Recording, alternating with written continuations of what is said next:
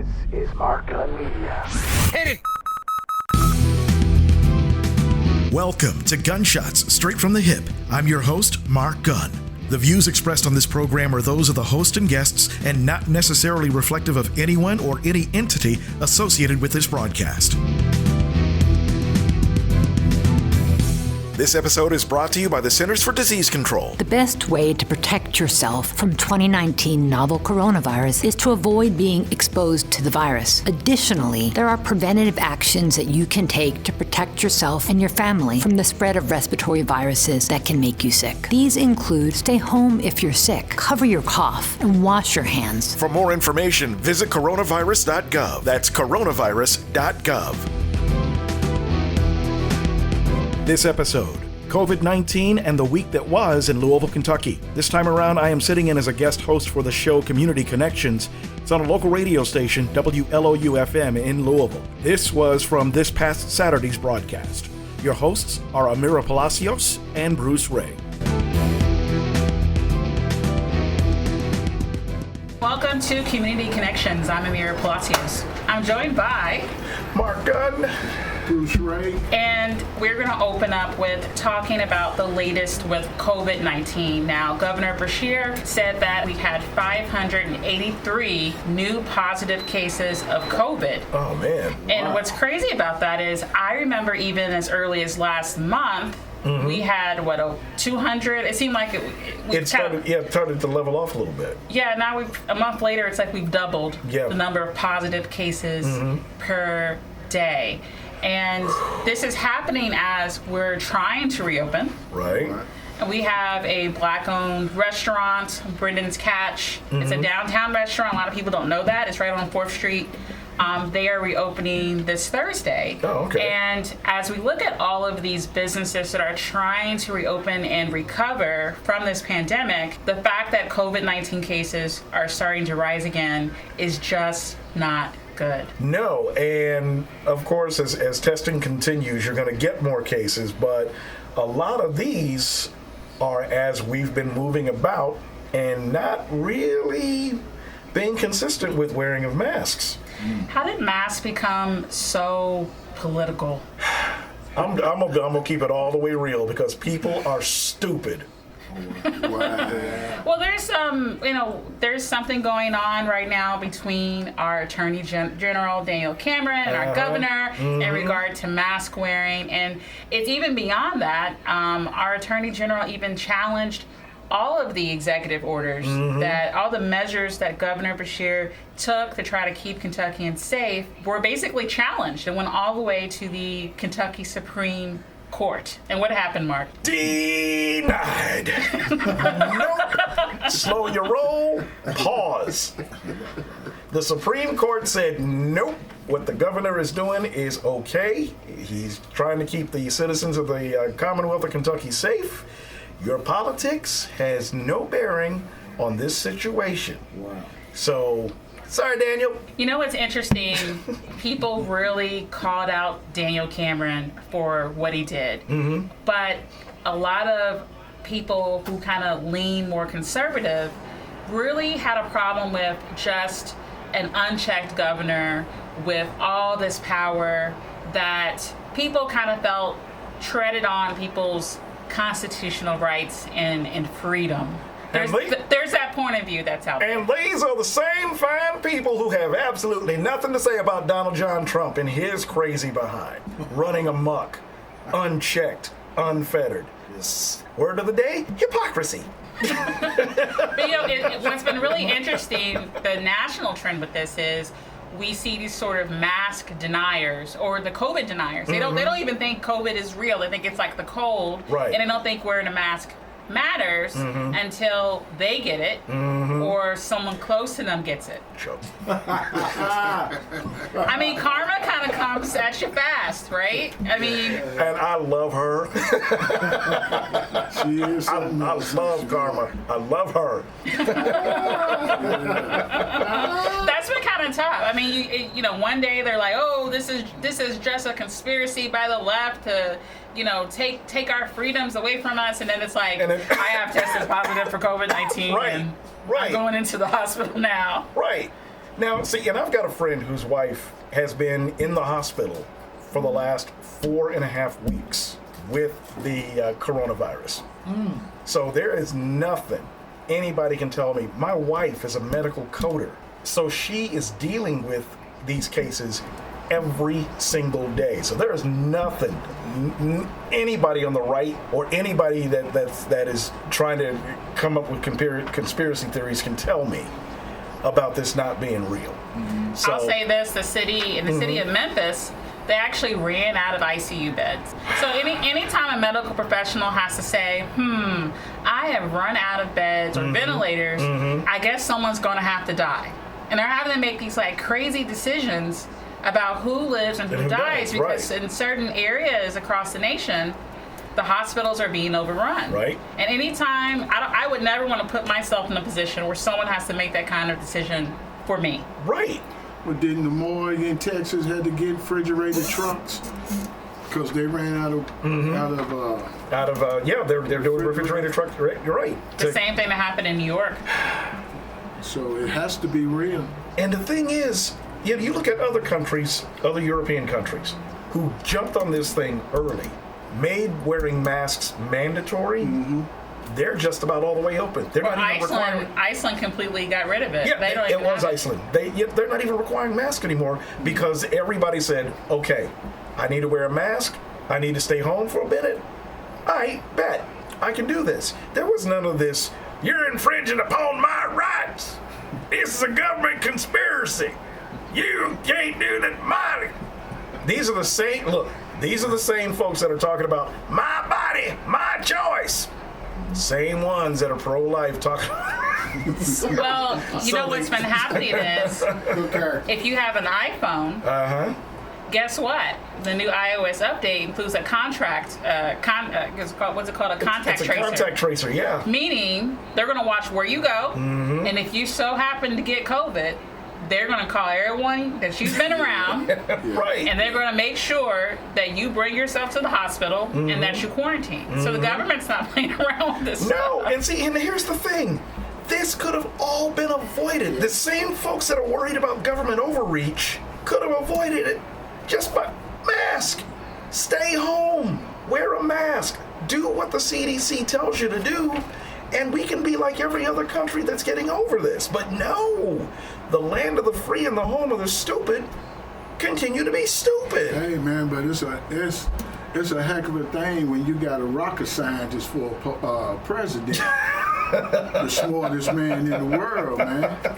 So I think that's part of the problem. I know words, I get the best words. Well, I think there was a poll that was out that said 70% of Americans trust Dr. Anthony Fauci. And yes, there's this whisper campaign against them, which is just so troubling. People trying to save their skins, people trying to save money, people trying to save their positions in power, and the rest of us just be damned. You know, it's all a hoax. It'll disappear. It'll magically disappear. We don't have that many cases. China. And it all starts at the top. When you choose, and this is the problem that on average this country has. They shun intelligentsia. They shun science because they either aren't smart enough to understand it or not trust it. When the evidence is right there in front of them, oftentimes in black and white, do a Google search.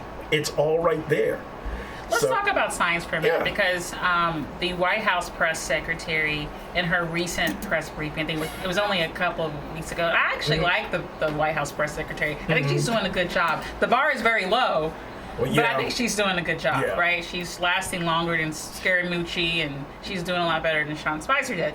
But what's interesting is that she said that the science should not be the only thing that we consider when it comes to schools reopening in the fall. And a lot of people kind of took that and ran with it. She did talk about the fact that the president really wants schools to reopen in the fall, and that he's looking at, he gets a briefing every day, and yes, the science is important, but the economy has to bounce back, and to do that, children have to go back to school. So it's been really interesting to see science be weighed against reopen the economy, and just the backlash against teachers that I've seen online. A lot of people are saying teachers should not get their paychecks until schools are able to reopen, and that's just such dangerous language. We can't put this much on our teachers. We don't pay them enough.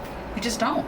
In addition to that, I'm sorry, you've got a pandemic that is being measured and treated and analyzed by science. As a parent, I'm not weighing anything else against the safety of my child. I'm sorry. Yeah, I know, the economy has to open, but again, had Americans been smart about the way we handle this virus, we could be well on track to reopening the economy. So I don't want to hear it. Yeah, I was asked today if I had a kid going to school, would I let him go? And I told him no. No. And of course, they didn't like the answer I gave, but I said, until I feel safe, it's my responsibility to look after my child. Exactly. So, until I feel safe. And I said, then they said, well, we got to send them back to school. I said, well, the thing about it is, this is your opportunity to teach your child how to read. Thank you.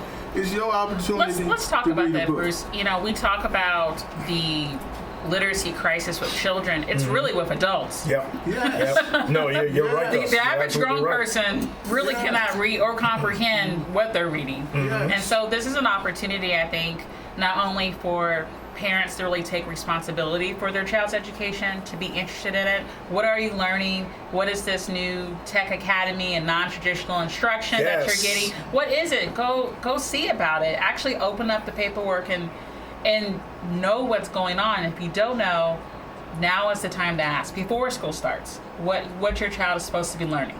And with everybody becoming so technologically centric, it is in your child's best interest. I mean, you hear jokes about, my 3-year-old can work my remote. He can program my VCR or my Roku or whatever. You said VCR. I said VCR. Okay. I'm telling my age. Hey, you'd be amazed. Can you even buy a VCR out? If you look hard enough, you can. But the point is, these kids are already have a knack or an instinct for the technology because they're not afraid of it. But on the other side of that coin, we as black people are so far behind technologically speaking because we're not embracing this culture. And ironically, it's a culture that we helped develop. Yeah, true that. So, when these opportunities present themselves, I'm going to give my 5-year-old an iPad. Yeah. Yes, I'm going to show them how to use it. I'm going to load it with the programs and apps that I want them to access. And if at some point they get smart enough to figure out, well, hey, if I can do this, I can go and let me learn about this. So you do have to be measured and cautious in the way that they access information. They can't just stare at a screen all day. That's also true. That's a problem too. That is I have also a problem true. with that. However, these things can be structured to where they don't have to be in front of a screen all day. You can have time where you go outside and blow off steam and run around. Yeah, I mean, I work from home, so when I'm not doing this and the other stuff that I do with my company, I'm an IT professional. And because of the pandemic, I am working from home.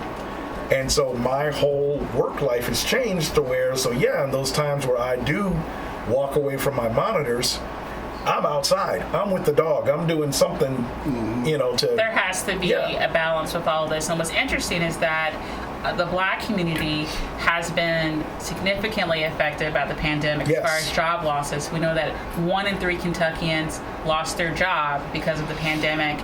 And yet, people are not taking advantage of basically free upskilling right here in our community. Yes. Kentuckiana Works is literally paying people to learn data analytics, web design, cybersecurity. You can get those credentials for free right now. They will pay you. And there's big money in those fields, especially cybersecurity. I think those jobs start out at $90,000. They start out at $90,000. They can't create cybersecurity professionals fast enough. Can't do it. But you know what amazes me about that right there is our community, our people that live in our community, they really don't want to work. They have all the opportunities in the world and won't capitalize on them. I'm gonna push back on that a little bit.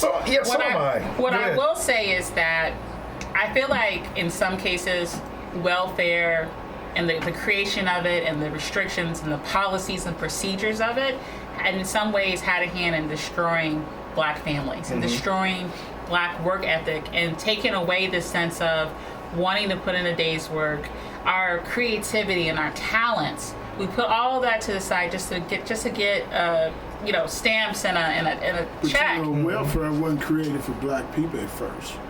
It was created for white people.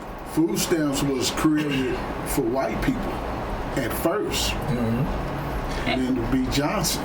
But the other pushback that I'll give on that, I don't think that there's a not wanting to work. One of the things I run into quite often is that people don't know where to get the information. I mean, it's like there's a book that's right there in their face.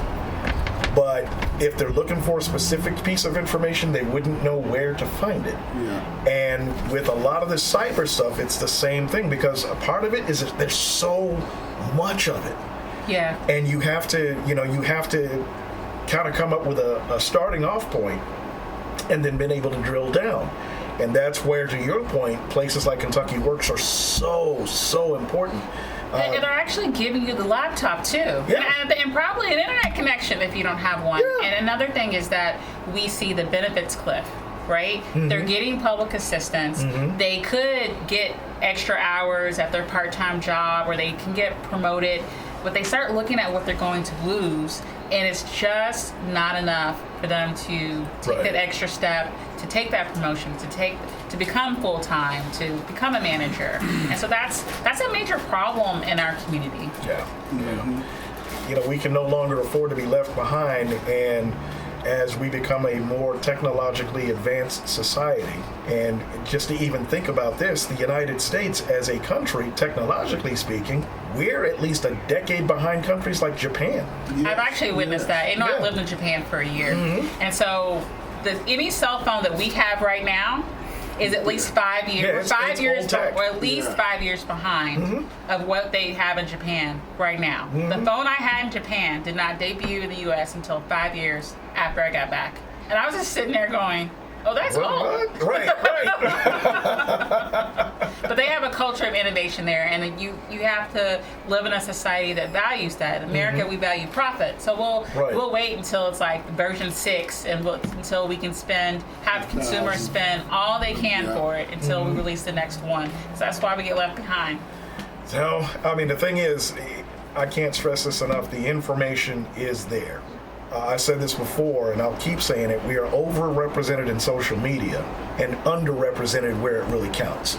Young people understand this. Did you see, there was a young man, I think he's maybe a sophomore, junior in college. He's a theater major, but he wanted to get into film and animation. He literally self-taught himself how to do all this. Started putting things he had edited on TikTok, and Bob Iger from Disney, he got his attention. Yeah. So young people understand this. We're like, okay, well, it's the internet, so there are no rules. I make the rules. I can go and get my opportunity right now. I feel like it's older generations that just don't grasp the vastness of the opportunities. If you choose to walk through that door, you can get your share too. Trust me, you don't have to retire at a certain age when it comes to dealing with technology, because as long as the mind is sharp and the skills are there and the knowledge is there, you're going to be able to get a job. I mean, I know guys that have been doing IT well into their 70s. I've got a friend who is an engineer who is, how old is he? 83, still as sharp as a tack. And people think they don't have to learn these things, and it changes all the time. And if you don't learn these things, you will be left behind in our new economy. Definitely, and it's anything having to do with technology. Radio is a perfect example. And when I first got in, we were still using turntables. This was back in the 70s. We were using turntables and these things that looked like 8-tracks, radio cartridges that we played commercials on. Oh, that's what an 8-track is. Yeah. Thank you. So I That was for me. So as the technology progressed, we got into an era in the 90s to where we were using 5-inch floppy disks to store audio files. Right. So we were playing everything from these disks. Are those the things that look like coasters? Yeah, they look Okay, like coasters. thank you. They look like coasters. And so as we got into the late 90s and early 2000s, radio adopted the mindset of file sharing. Napster, Kazaa, iTunes, all these music file services. Now radio stations are doing the same thing. So it's very rare when you walk into a studio and you'll see vinyl, which ironically is making a big comeback I for the kids. actually collect vinyl. Yeah. I'm into jazz music, so I collect jazz on vinyl. So. Yeah. And so you very rarely see that. I mean, here in the WLOU studio, there's not a record, there's not a floppy disk, there's not a CD or anything like that to be found. Because everything is digitized, everything is on a file, everything is on a server. Mm-hmm. I had to learn all of that and adapt to all of that as I kept going through my career. So you're talking about 40 years of innovation that I had to learn in order to keep up. And there's stuff coming down the pipe that I'm just now They're already talking about 6G. Yeah, and 5G hasn't hit yet. Yeah. Or at least crazy. 5G hasn't hit here yet. So, again, the information is there. The information is free. You just have to, get out of your own way. And if you really have the desire to learn it, It's right ask there somebody. for you. It's right there for you. If you need a place to start, your kids can tell you where to start looking. And then once you start You can reach looking, out to you your go local there. library and they'll Yeah. help you. And in fact, you go to KentuckianaWorks.org.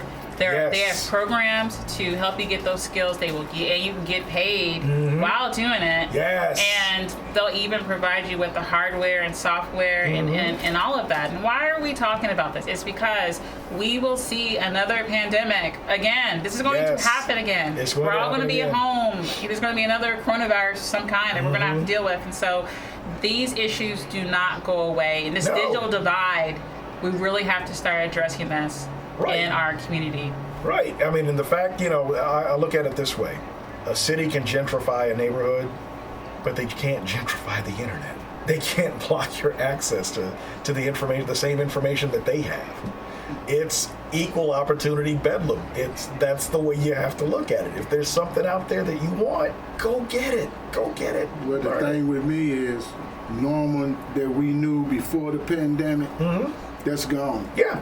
No, we are in a new normal. Look at new normal, new world. look at Japan. Look at China. How long have they been wearing masks in public? It's normal there. Normal.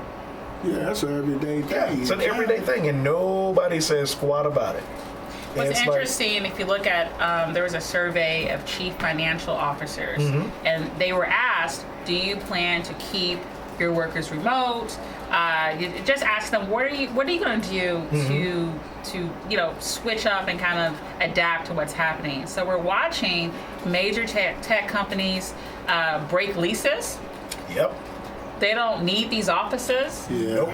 Even Facebook, they're talking about, if you want to move somewhere else, you want to leave San Francisco, leave the Silicon Valley bubble, that's great, but we're going to adjust your salary to match because you don't need those big inflated San Francisco salaries Right. that you've been having. So we're watching Uber and Lyft and all these tech companies really adapt to this. And so it's just been really interesting to see that remote working is in vogue. In fact, Louisville just made a national list.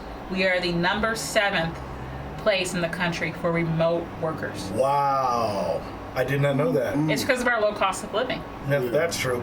And I saw a survey from, again, one of these tech companies that it's becoming more attractive because the results they're getting, they've been an overall increase of productivity. Employees tend to be happier because they're in a more relaxed environment. They're at home With their pet with their pet or spouse. or spouse, right? Kids running around.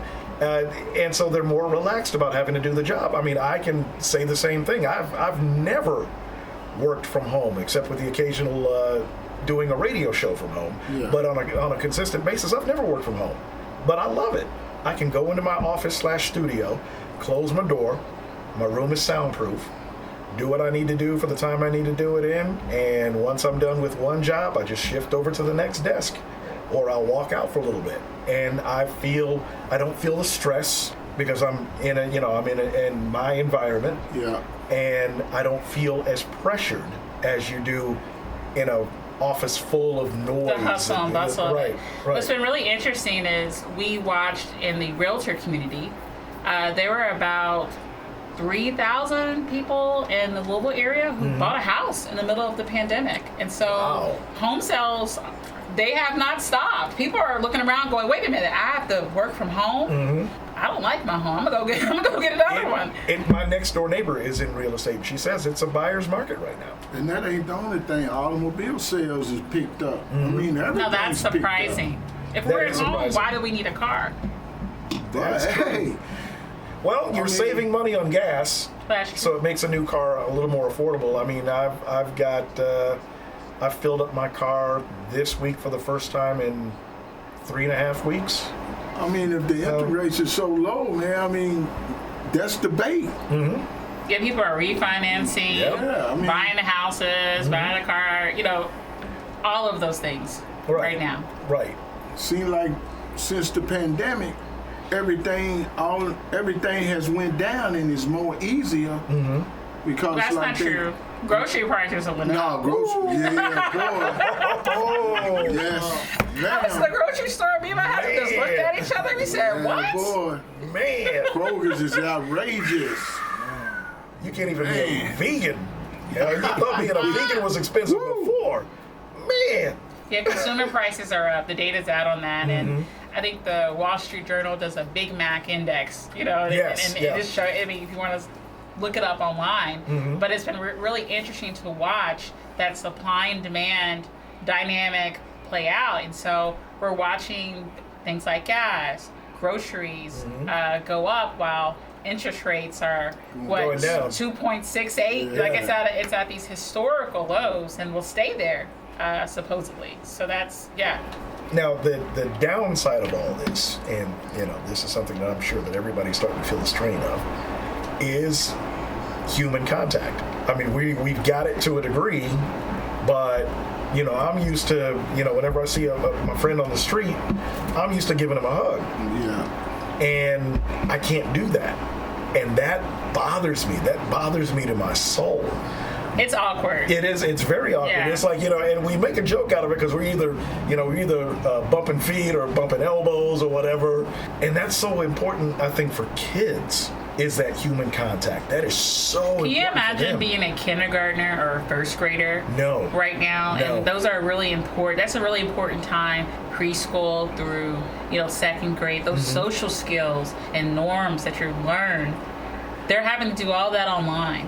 Yeah, I feel so bad for these young kids these days, because you do a large part of your socialization skills in those early years. And if you're being taught that you can't show affection the way that you want to, hug somebody because you might get sick. You bring that up for the last 4 months, man. Every time I see my mother, we fist bump. Like we on the Right. corner. And I'm like, come What? on, you fist bumping me like you one of my homeboys or something. It's weird. Just crazy. It is. 2020 weird. is just weird. It's just weird. It's like if 2020 was a food, it would be beets. I hate beets. I hate beets. Beats. What's even interesting is the state, the labor cabinet, they even have, I call it like the snitch line. We have a COVID-19 Yes. reporting Right. hotline, 833-KY-SAFER. So if you witness any type of dangerous non-compliance, that's what the governor's office calls it, with these coronavirus mandates, including mask wearing, social distancing, and sanitation, Kentucky businesses are encouraged to call the snitch line. Maybe it would stop so many of these Karens from acting a fool when they go into the grocery store. God. What's up with that? Wow. Why are people so upset about them? They go and then they choose to do that at the grocery store, of all places. Of all places, the grocery store. I'm like, come on now. I mean, speaking of adaptability, you saw how quickly folks took this pandemic, and I'm guilty, and found a way to monetize it. I'm like, okay. There are luxury masks. Yes. There are designer masks. I think my Aunt Tanya, she has it all like Bedazzled and jeweled, and she sells them for $10. Right. And it's people are launching whole businesses, cottage industries out of it. off of custom masks. And I tell some of my clients, I'm like, look, enhance your brand. I've got a bunch of these with my business logo on them. Make it a fashion accessory, and they're doing it. So that's how quickly we adapted to a really messed up situation. Not all of us adapted. But not all of us, but you know, and the thing is, it's cheap to get done. So that's your new business card. Yeah, exactly. That is your new. You have logo will travel. That's a beautiful thing, man. I'm telling you. Didn't we see there was I forget which retailer this was, but there was a man who got upset that someone asked him to put on a mask, and he actually started to ram his cart against the woman's body to the point to where she was on the ground because he was mad that he was asked to put on a mask. Like, people really are taking this to the extreme. I don't understand why they get so angry. I think a lot of it, there is a combination of stress, kind of a PTSD thing that's going on. And then you really have some people that, I don't know, they have this conflated idea that wearing a mask is interfering with your rights. And I'm sorry, when it comes to your health over some supposed right, I'm going to side with your health 100% of the time. All the time. 100% of the time. And it's not like you're giving up your rights. It would be one thing if you had the COVID-19 Gestapo on every corner. We have some of those too. Jumping out of black vans and snatching you up. Did you hear of that case where there was a black woman hanging out with her friends and this white guy, like, they were in a park and he was just upset they weren't social distancing. He actually put his hands on the woman as a result. So we That's have a these dead man walking. We have these very extreme examples of people having these reactions in public about wearing a mask or reacting to someone not wearing a mask. Man, that's just nuts.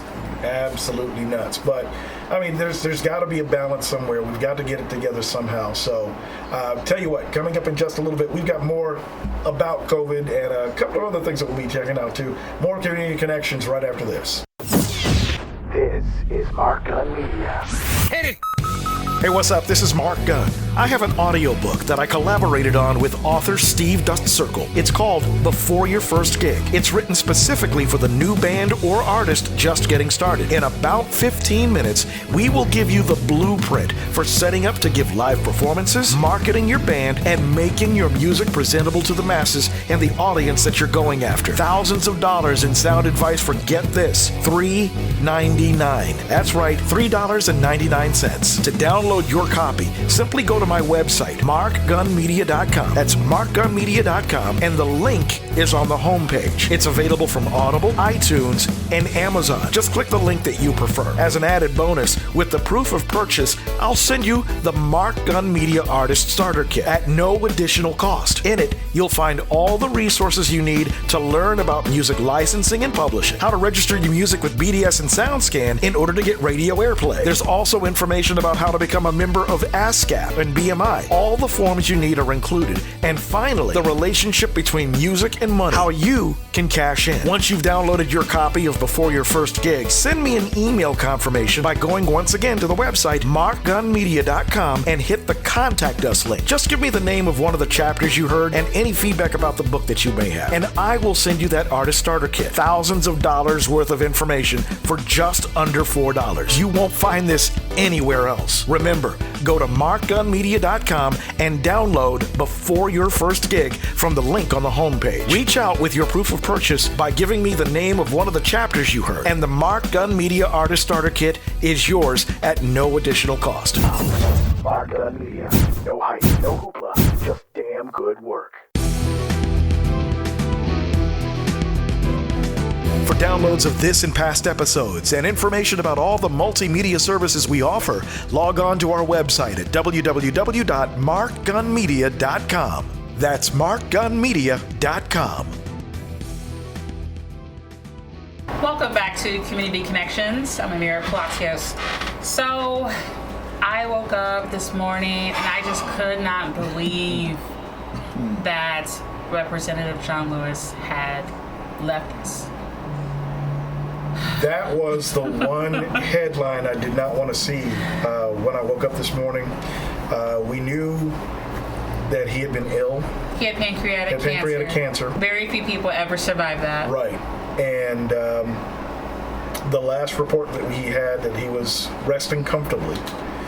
But when we woke up this morning and heard the news that he had passed, that did not set my day off in the right tone. So a lot of the tributes that were coming in today, all day, and I'm sure they'll be going in all weekend.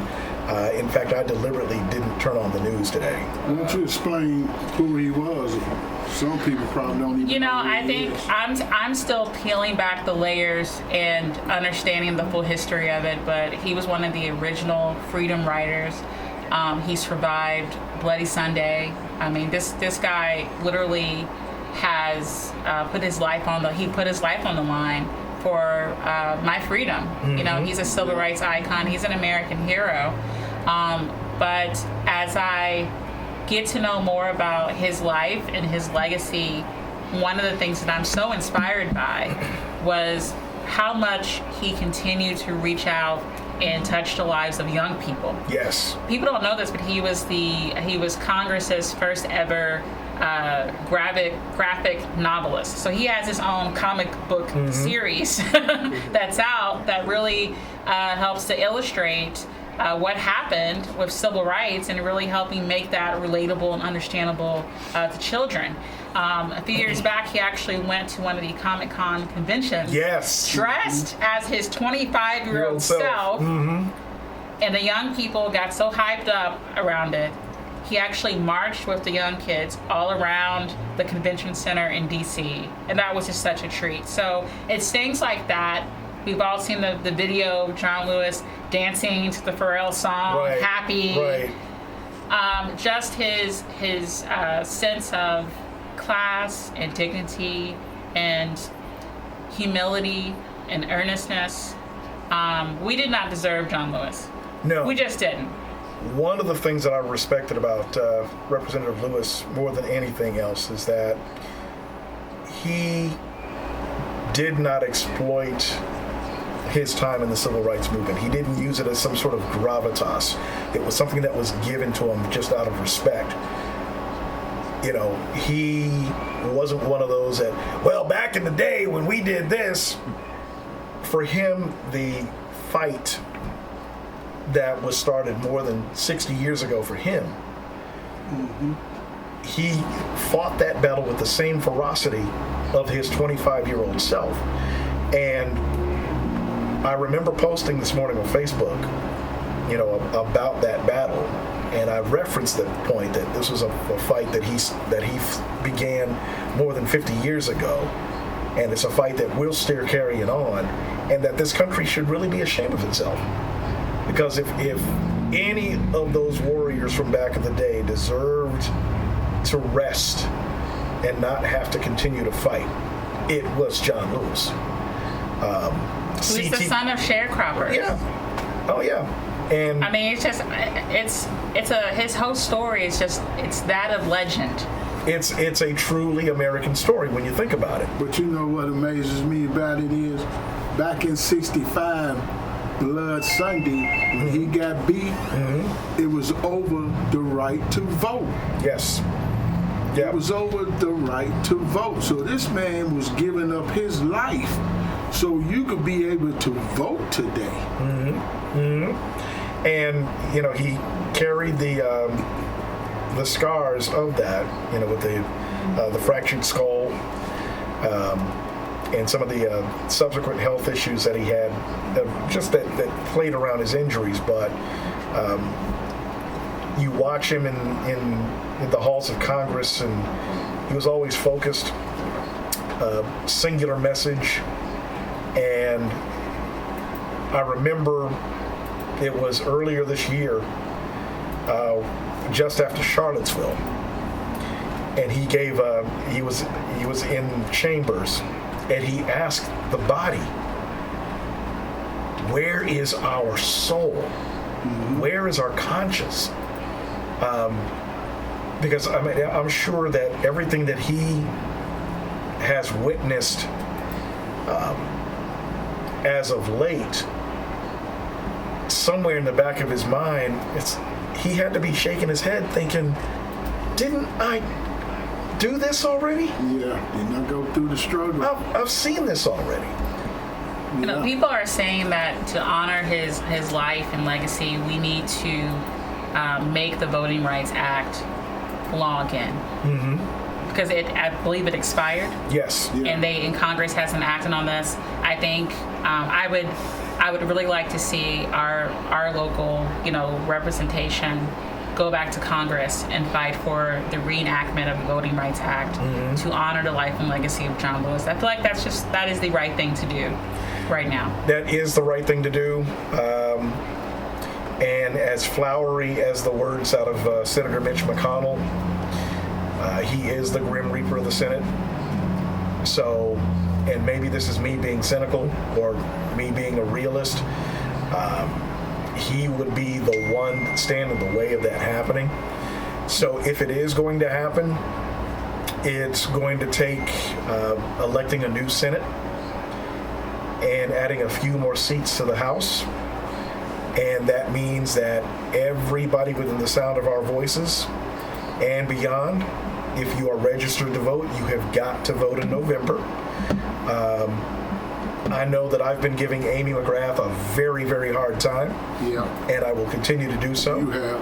But, but again, the only goal cannot be just getting Mitch McConnell out of office. The goal has to be wholesale change in the way that Washington works, getting Washington to finally begin to work for us.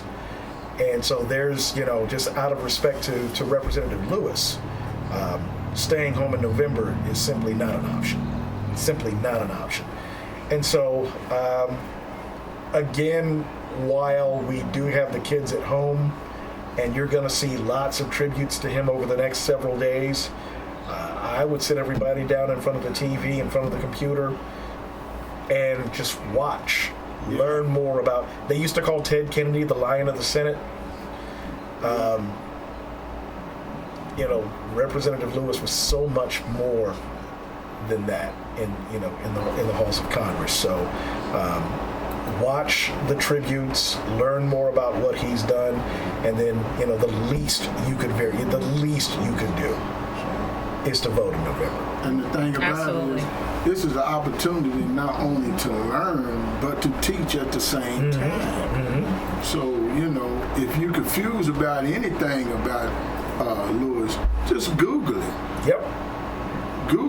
Google could be your best tool. Mm-hmm. Definitely.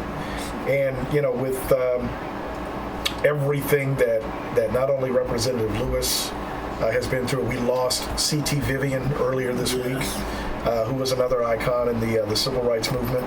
He also was a freedom rider. Right, he was a freedom rider. Mm-hmm. So 2 in 1 week is the irony isn't lost on me. I don't think people my age really understand what has been lost. Mm-hmm. And I think that I hope my generation that will take the time to go download the ebook and really take the time to think about what their lives were, their struggles, because their struggles and what they went through are very similar to today's struggle. Yes. Extremely similar. And in fact, back in the day, John Lewis was viewed as a radical. Yes. Remember, they thought he was crazy. Yeah. Oh, yeah. They did. Probably in the same way we look at Black Lives Matter, and we give them the side eye. Right. Who among that group could be a John Lewis in the making today? It just makes me wonder a little bit. Yeah, there are some people that have been sticking out and making themselves noticed, whether they mean to or not. But it's my hope that as we continue this fight for freedom, justice, and equality, that we will never have to have another John Lewis or another Martin Luther King. That we can collectively work to get what we should have already had, and show that those sacrifices that these great men and women did before us weren't in vain. Who was it? Khalil Muhammad, I believe, had a quote that talked about the way that revolutionaries have to function. And the key part of what he said was that the revolutionary has to be wise in the way that they do things. Mm-hmm. And that wisdom comes from more than coordinating marches and demonstrations and sitting in, sit-ins. It's what we do behind the scenes. It's what we do as it relates to our legislative body. It's what we do as it relates to our corporate community. What kind of noises are we making there? The last brilliant, absolutely classic demonstration was when the mayor was doing the ribbon cutting for last week. Right. I think there's a remix of it online with some music. That someone from my generation, there's already a remix version online, but that's what my generation does. See, and that's just it. It's the coming together of all of those generations. Those of us that are old enough to have lived as a contemporary of Mr. Lewis's, those of us that were kids at the time that grew up in the movement, those of us that are young enough to see the mistakes that we've made, take the stuff that we did right and tweak it and make it work for a new millennium. We all have to, and I can't believe I'm saying this because this phrase is one of my pet peeves. I'm so tired of hearing it. We have to come together to pool our efforts, to pool our resources, because the enemy that we're fighting ain't no joke. And that's an enemy that Representative Lewis, Mr. Vivian, and those men and women that came before us have been fighting for a long time, and it's an enemy that we know very well. So, as we get the remixes from the Fire, gentrifier. Right, the fire, gentrifiers, and a lot of the things that are going on behind the scenes, it is a simple matter of not so much the infighting that I'm seeing in different pockets. That's got to stop. And you're talking about the black community here in Louisville. Let's just switch. Let's call it what it is. It's old school versus new school right now, and it's a little ridiculous to watch it. And and I admittedly, I am old school, and I am here to tell old school, sit down, hush. Yeah. They got this. Yeah, it's time to be But quiet. I'll also tell the new school, if you have a question about something, please come to us, ask. And the thing that I love, and because I've been very upfront about the way that I handle this whole thing, is I'm gonna sit down, I'm gonna be quiet, I'm gonna stay in my lane, I'm gonna do what I can do, use my talents to exploit the things that I need to exploit. But, and I do have young people asking me questions all the time, I'm more than happy to answer them. I'm not gonna tell you how you should do something. I'm going to give you the answer to the question that you're looking for, and I'm going to keep it moving, because you got this. I've seen the energy of young people. I've worked with young people pretty much my entire adult life, and it's time for the Jesse Jacksons of the world, the Al Sharptons of the world, the Mark Guns of the world to have a seat, and I gladly do that. And at the same time, young people have to not assume they know everything, right? Or know the right way to do everything. Mm-hmm. That's another thing that we tend to do. But to at least take the time to Google and have some type of knowledge, basic knowledge of what has happened before us. You gotta know your history. Because we make the mistake of figuring we think we're the first to do it. Right, and you're not. Trust me, you're not. What's that old, and my wife is classic about this with our daughter when she was a teenager. You ain't doing anything that I haven't done. Yeah. That's why you always get caught. Right. I've done this. I've been there, done that, got the t-shirt. So that's the one that I feel like that's been missing with Black Lives Matter. It just misses that organized finesse that the civil rights movement had back back in the 60s. Well, I think it misses that real leadership. To beat the enemy, you gotta unite, man. And it's just, I like what they doing, and what the movement is positive, and it's going into the right direction. But it's also all over the place. It's decentralized. Yes. It is decentralized and it's not focused. And the internet has something to do with that, right? We're not gathering together behind closed doors, meeting like they did back in John Lewis's day. Right. We're sitting behind a Zoom conference, or we're on a conference call or something like that. But I just wish that more young people would take the time to figure out what they don't know and go ask someone. And what they don't know. And I'm going to give this veiled message because there are different agendas within the movement. And if you know what I'm talking about, you know what I'm talking about. Before you were anything else, you were black. Yes. Okay?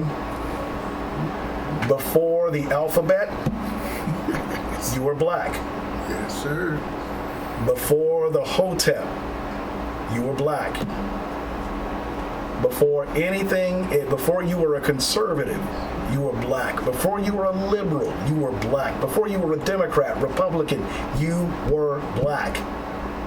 The name of the movement is Black Lives Matter. Period. End of discussion. So all these other agendas, you have to know your history and where you came from. right. You know what's interesting? People don't talk about the fact that John Lewis loved to read. Yes. He talks about going down to the library when he was 16 years of age, and they denied him a library card because they told him that the books were only for the white kids, the white people.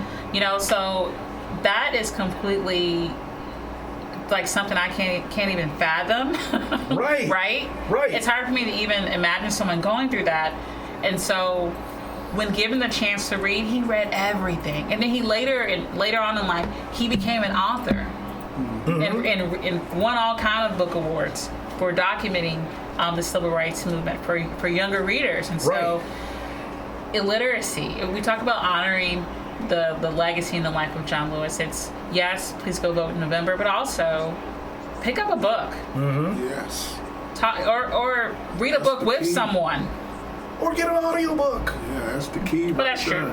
Yeah, I mean, I'm a big proponent of audiobook. I mean, today's society, you don't really have the luxury of sitting down and cracking some pages, even though I love the smell of a page. I love the feel of a book. But when I need to take in information and I need to do it while I'm multitasking, I'll do an audiobook. So Man, I walk around work with a book in my pocket. On my breaks, I gotta sit down and read. Yeah.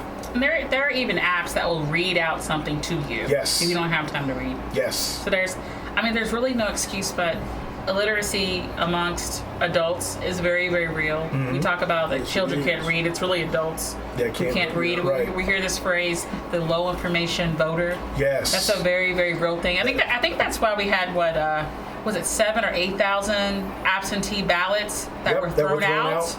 Names weren't signed. That was the biggest thing.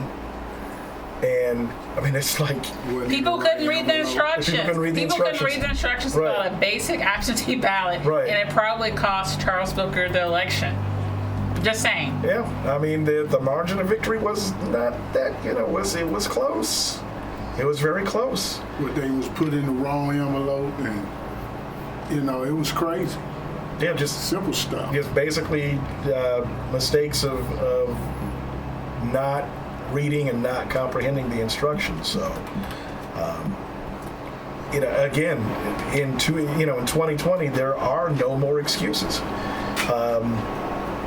Plain and simple. I mean, we're in the third civil rights movement in this country, and it's the same battle but different tactics. And it's one of those to where it's all hands on deck. We can't do the infighting like we've been doing. We have to do something else. Yeah. And on that note, we're running out of time for community connections. Bruce, what is your parting thought for us as we think about the life and legacy of John Lewis and the work that remains for us today? Gratitude. I'm truly grateful. I'm at the age where I remember. You know, I was 10 years old in 68 Brides. I remember that. You know, so my word for the day is gratitude. Mark? Diligence. It's all hands on deck. Again, no excuses. Everybody has a part to play in this movement, and you have to play it from your perspective. And everybody has to respect everybody else's role. Bottom line, we can't do things the way we've been doing them. And with that, that's the end of Community Connections. As always, the mic is on you.